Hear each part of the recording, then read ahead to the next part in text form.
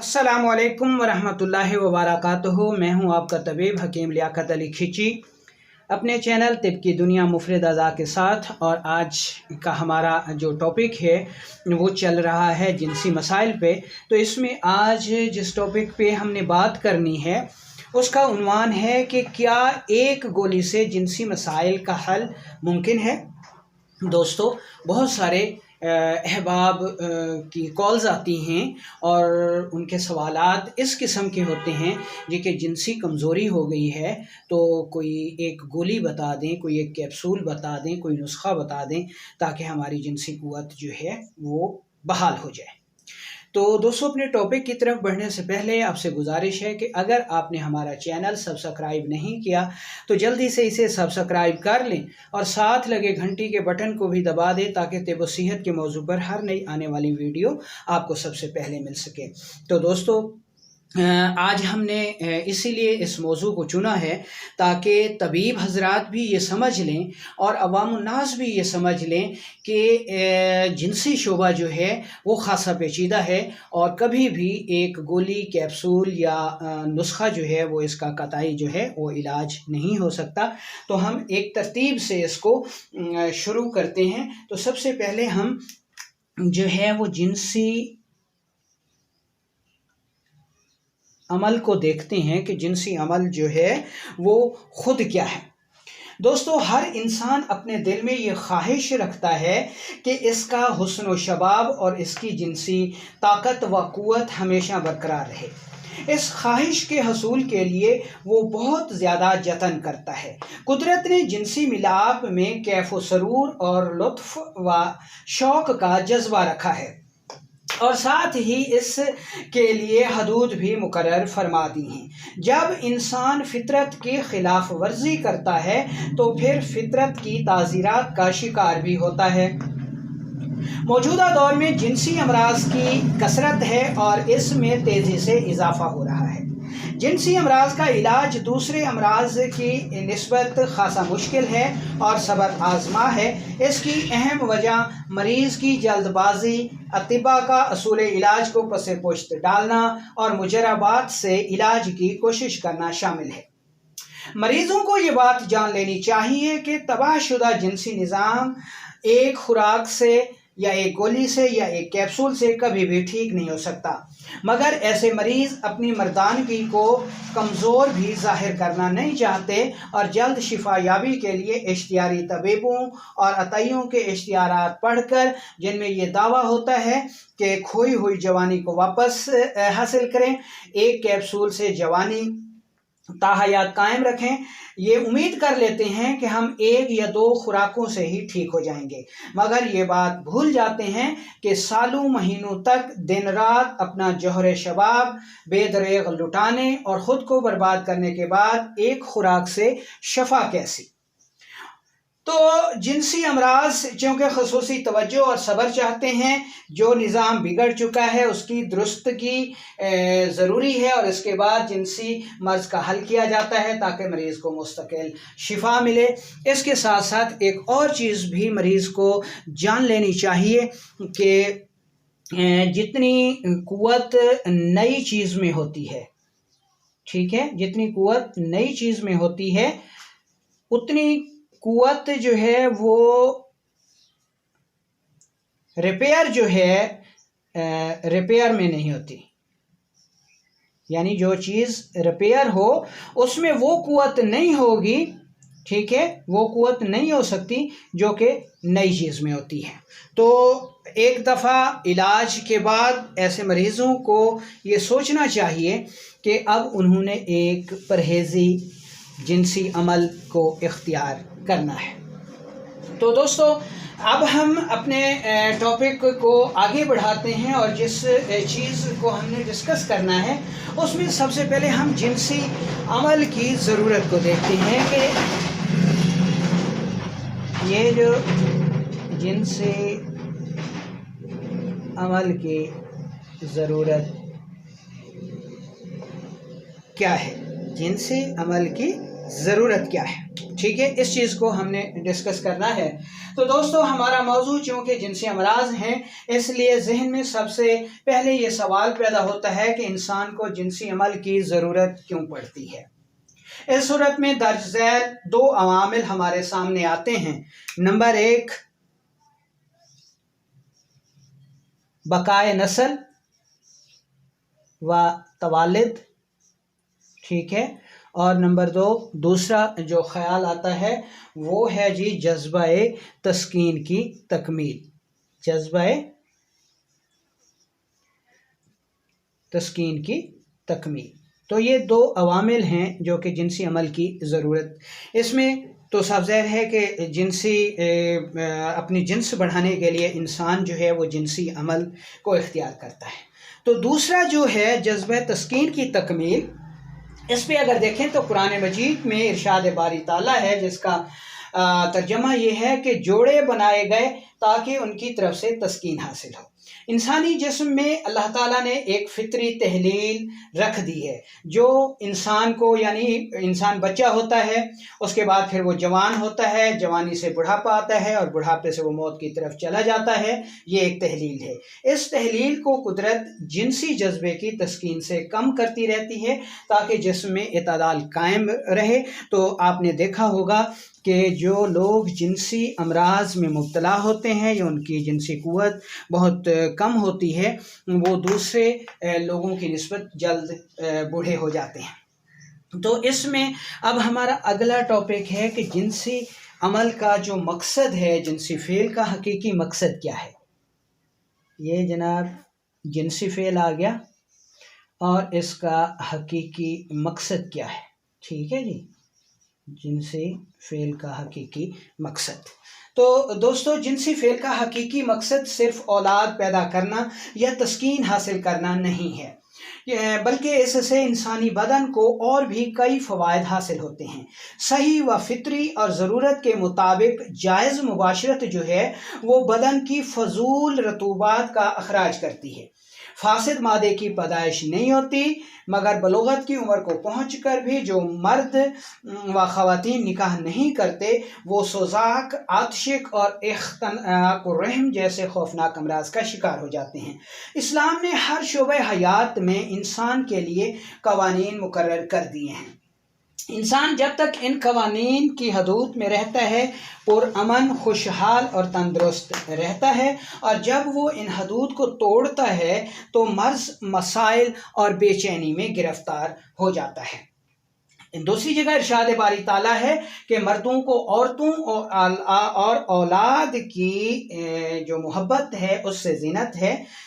तो एक और जगह इरशाद बारी ताला है कि बस औरतों में से निकाह करो जिसको तुम पसंद करो, 2-2, 3-3, 4-4, और अगर खौफ हो कि तुम अदल नहीं कर सकोगे तो फिर एक ही करो।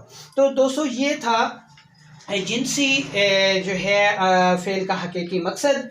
तो अब हम जिनसी निज़ाम की माहियत और काम का तरीक़ाकार आपको बताते हैं कि जिनसी फ़ेल कैसे काम करता है। ये जनाब आ गया जिनसी फ़ेल जो है ये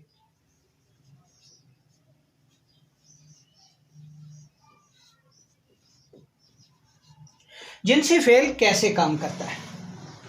दोस्तों, इंसानी जज्बात गैर शऊरी तहरीकात हैं, इसलिए जिनसी जज्बात भी गैर शऊरी तहरीक से पैदा होते हैं। यानी जब इंसान पर जिनसी फ़ेल का गलबा हो तो उसकी तहरीकात गैर शऊरी होती हैं, उसको ये पता नहीं होता कि वो क्या कर रहा है, क्यों कर रहा है।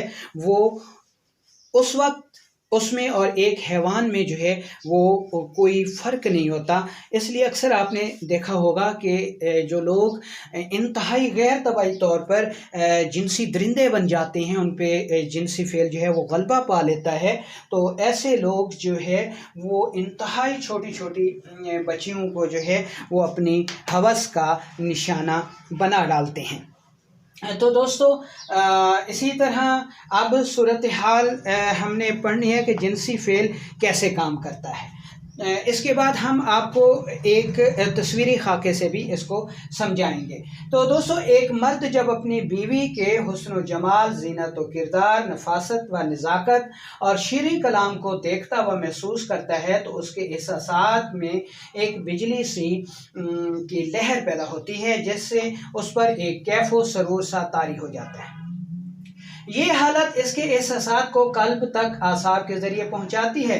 उज़लात ये पैगाम वसूल करते ही इंतशार में आने लगते हैं और सख्त होने लगते हैं।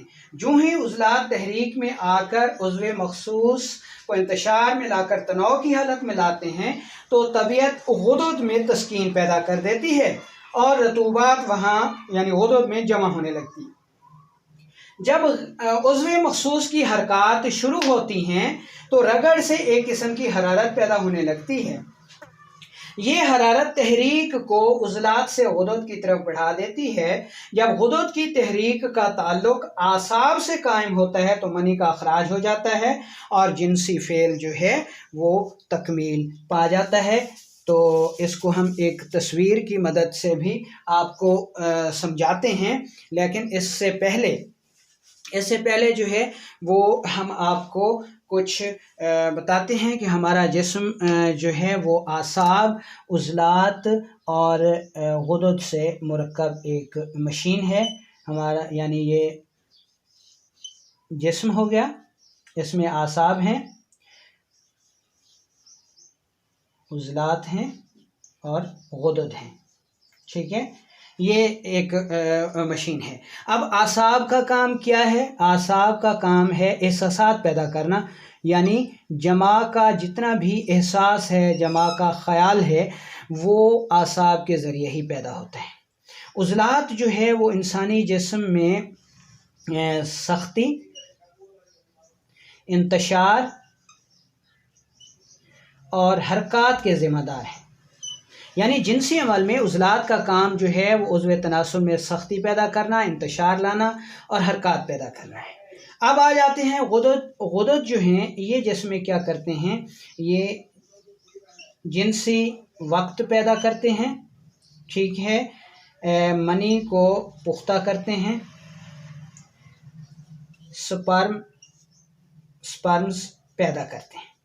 ठीक है, तो ये इनका जो है वो एक काम है इनका इंसानी जिस्म में कि आसाब जो है उनसे जमा का एहसास पैदा होता है, ख़याल आता है, उज़लात में सख्ती, इंतशार, हरकत होती हैं और गुदुद जो है वो जिनसी वक्त पैदा करता है, मनी को पुख्ता करता है, स्पर्म्स को पैदा करता है। एक बात और समझ लें कि कोई भी काम हो वो क़ुव्वत के बग़ैर नहीं हो सकता। इसी तरह जिनसी काम भी जो है वो एक क़ुव्वत से होता है। तो आसाब से जो क़ुव्वत पैदा होती है उसको कहा जाता है जी एनर्जी। ठीक है, एनर्जी से जमा का एहसास पैदा होता है। उज़ला से जो क़ुव्वत आती है उसको फोर्स कहते हैं।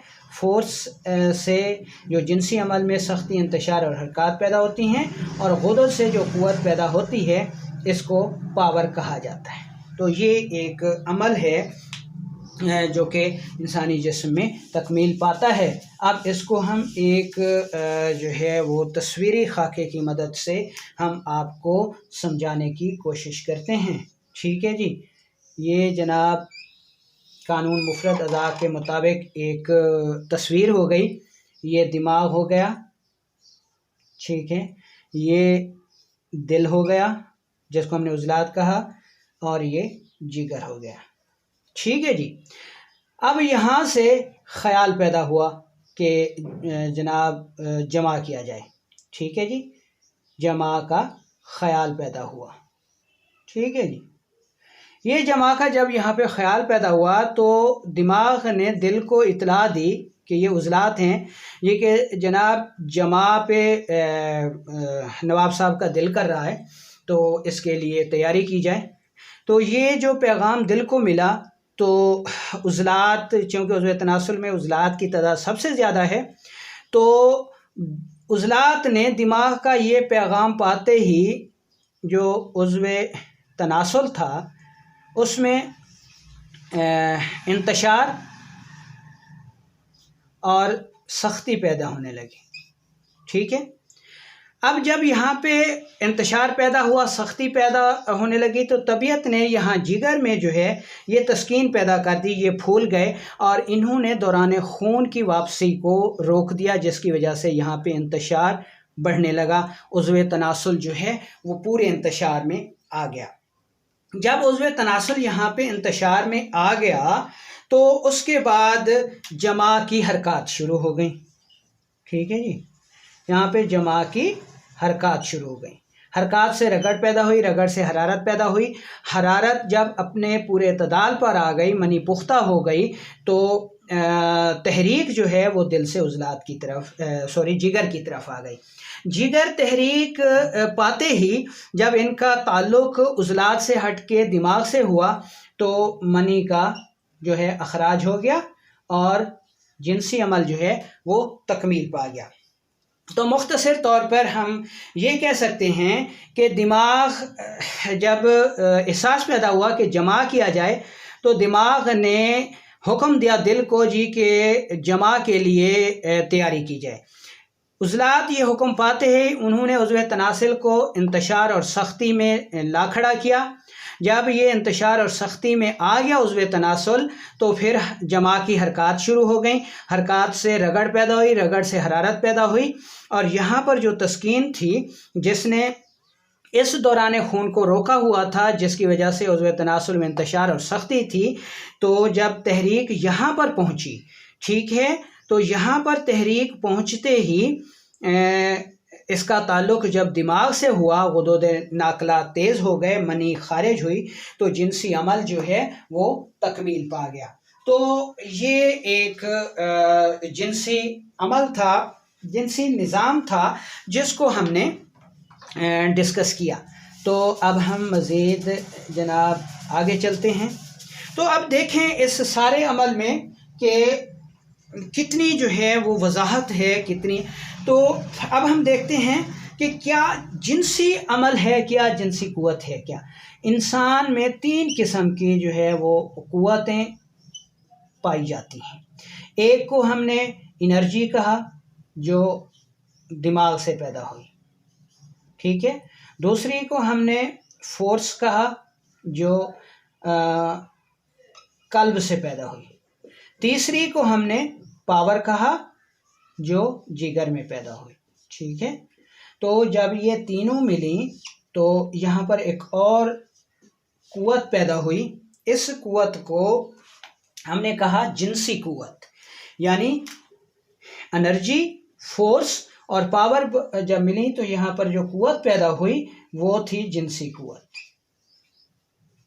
ठीक है। तो ये जिनसी क़ुव्वत पैदा हुई। तो अब हमें ये मालूम हो गया कि जिनसी क़ुव्वत जो है वो बज़ाते खुद कुछ नहीं है। ये जिनसी क़ुव्वत बज़ाते खुद कुछ नहीं है, बल्कि ये एनर्जी, फोर्स, पावर या दिमाग, दिल और जिगर का मुरक्कब है। इसलिए अगर कोई कहता है जी कि मेरी जिनसी क़ुव्वत कमज़ोर हो गई है, तो मुआलिज को तब पता चलेगा जब वो नब्ज़ के ज़रिए देखेगा कि आया एनर्जी कम हो गई है, फोर्स कम हो गई है या पावर कम हो गई है। तो जो क़ुव्वत कम हो गई है वो उसको पूरा करके जिनसी बीमारियों को जो है वो दूर करेगा। तो ये है जिनसी फेल। तो अब आप ही बताएं जनाब कि क्या इस जिनसी फेल का जो है वो इलाज, जिनसी मसाइल का जो इलाज है वो किसी एक गोली से मुमकिन है, एक कैप्सूल से मुमकिन है? हरगिज़ नहीं है।